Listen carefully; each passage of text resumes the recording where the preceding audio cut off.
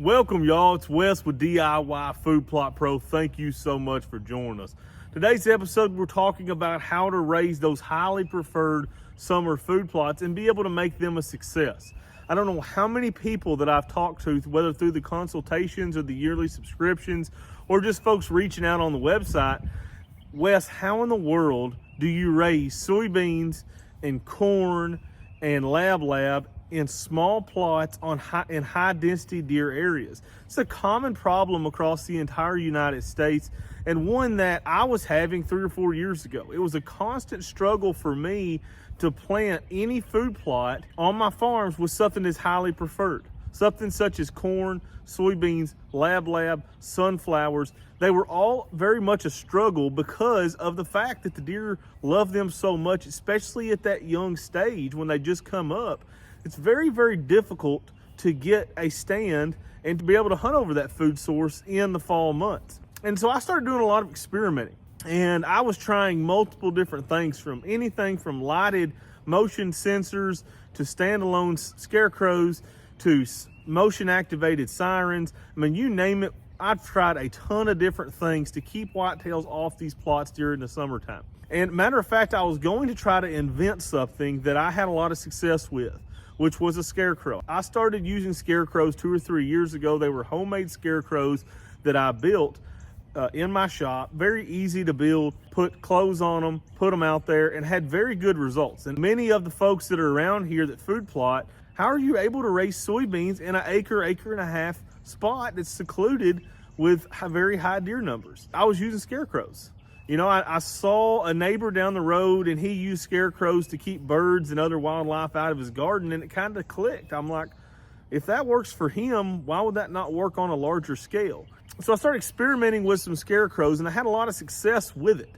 One thing that was always tough though with scarecrows was they're not moving, right? So the problem with that is that deer stand on the edge of the woods or edge of the cover, and they look out into that scarecrow. And the first few times they're going to lose their mind. They're thinking somebody's out there. So they're going to run off and they're not going to pay much attention. After that, they're going to start sneaking up to the edge and they're going to start looking out. And they're eventually going to catch on that scarecrow's not moving. It's not really a threat. It's just something that's out in the field. The more populated area you live in, the quicker those deer will catch on to something like that. While I was having some success with it, it was a constant struggle for me because what I was having to do was constantly move these scarecrows around in the field, change the clothes, move them around different locations. It's kind of a constant battle, which for me was okay because that's what I do for a living, right? So I'm trying to depend on these food plots for the hunters that coming in to hunt with my outfitter. So it didn't matter the amount of work for me. It was something that really needed to be done, and I was okay with doing it. But many folks that I've talked to on the consultations and other things that have tried to plant these plots, they don't live by their farm, or they maybe do, they're 30, 45 minutes away. It's very difficult for them to get out there every 2 or 3 days and move these scarecrows around. I was going to invent a scarecrow and try to sell them on my website. But what happened was I found a great company that is already making these, and in my opinion is making a much better product. This is a very well thought of, a well-designed product that's going to help food plotters out. So what is the product? It is called the Aircrow Scarecrow. You can see I don't have it in the ground right now. We're still pretty early in the growing season, but I know a lot of you are getting close to planting. So I wanted to make this video and share this with you. I have worked with this company, and they are offering my viewers a promo code. So if you want a Aircrow Scarecrow, the promo code is DIYFoodplot. Okay, that'll get you 10% off your entire order. Okay, so what this is it comes with a solar panel, it comes with a light, it comes with 2 mannequins and a siren. Okay, so what this does is there's also a timer inside that box, and you can set that, I believe, 24 or 26 different times that you can set this alarm to go off in the field. So what you do is you set this up, and it's very, very, very critical that you do not set any scarecrow up before your plants are up. I see this mistake. It's one of the #1 mistakes I see with trying to protect people's food plots is they put their scarecrows up way too soon. So they put a scarecrow up the day they plant. Well, what are you trying to protect? There's nothing there for them to eat. They're going to get what's on the ground. So you don't worry about what's on top of the ground, the few seeds that are left on top of the ground. What we're trying to do is, whether soybeans or lab, anything like that, we're trying to get that plant established, especially with something like soybeans. Many of you have heard me talk about this, but when a soybean first comes out of the ground, it puts 2 leathery leaves on, okay? Those are the cotyledons. Those are the first leaves that come out of that plant. The next set of leaves is a trifoliate, which means that there's 3 leaves on that plant. Once that plant has reached the first trifoliate stage, it cannot be browsed off. The deer will eat that all the way down the ground, and it will sprout back the entire summer, so long as the moisture and no significant heat or droughts happen during that time period. So one major mistake that I see is people put these things out way too early, right? So if you're putting these out for soybeans, and you're planting when the soil temperature is just a little over 60 degrees, I can guarantee you, if it's a treated soybean, it's going to take about 10 days to get out of the ground. Now, if it's an untreated soybean, maybe 6 or 7 days it will get out, but it definitely will take a significant amount of time. Now, as that soil temperature warms up, you get soil temperatures in the 70s or 80s, those untreated soybeans should be pushing through in 3 days. Treated soybeans add 1 more or 2 more days onto that. Do not put your scarecrows out too soon. That's a major thing, because what you're doing is you're giving those deer 4 or 5 or 6 or 7 days, maybe 10, depending on how cold the temperature is. You're letting them get used to something that they shouldn't be getting used to. When the plants are most susceptible to over browsing is when they're very first coming through the soil. That's when deer love them the very most. That's when you want to protect them. So keep in mind that soil temperature date, and when you're planting, and have that date set down, and be able to come back here and put a scarecrow out on these fields to block those deer from using that. If you're in a small enough field, a scarecrow may not be enough, okay? Especially if food sources are less. But there's other options that I use. You may have to combine multiple of my methods to be able to raise a successful soybean plot on a very small plot. You may have to combine the higher seeding rate with the scarecrow, multiple other things in there, trying to hide those soybeans as much as you possibly can to be able to raise a successful soybean plot. It's an uphill battle no matter what their scenario is.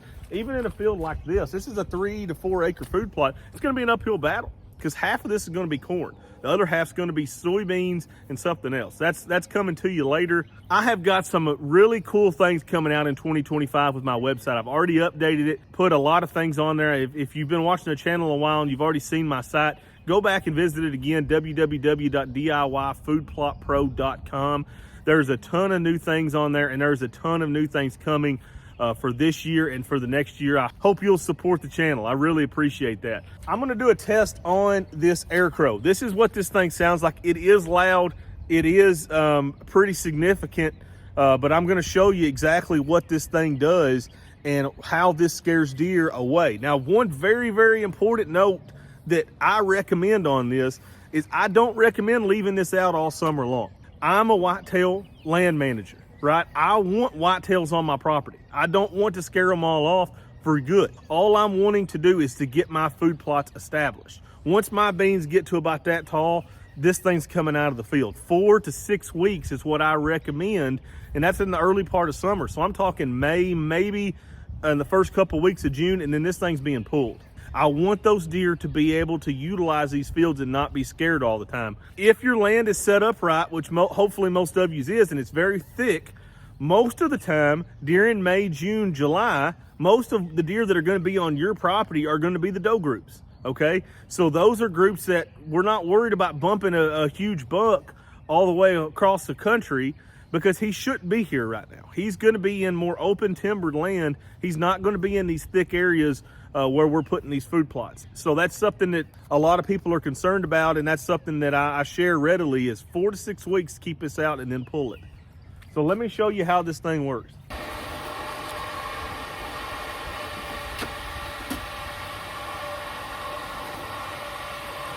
I've got the siren undone right now because it's extremely loud. You can see I don't think you can see that light working. You can see the scarecrow coming up. It dances. That's what it does. That movement is what scares those whitetails. You can see that timer right there. And that timer is the one that you can set for different time periods. That means you don't have to be out here with this thing every day, adjusting it, anything like that. You can set it to go off. I set mine to go off about every 15 to 20 seconds every hour. Okay, and if it's a really high area that you know you're getting a lot of nighttime, you can send it to go off a little bit more during the night. But it worked really, really well for me last year. I'm very nervous about pushing products. This is not one of those products. I believe very highly in this product. I used it last year, and it is a great product that will help keep whitetails off your property. Now, I know somebody's going to say it is. They'll eventually get used to that, and they will. This will keep them out of the plots while those plots are getting established. This is not going, you cannot put one of these out here in a 5-acre field and expect not to have any deer pressure whatsoever. You can hear the geese flying over. I like to use about 1 every 2 acres is what I like to use. Ideally, about 1/3 down the field on both sides, okay? So set them to go off at different time periods. That really helps to keep those whitetails off of those food plots while they're getting established. Y'all go check out my website, www.DIYFoodplotpro.com. Go to Aircrow, www.aircrow.com. Click on the food plot protector and get the 10% off promo code DIYFoodplot. Thank you guys so much for watching. I really appreciate it. Y'all smash that like and subscribe button.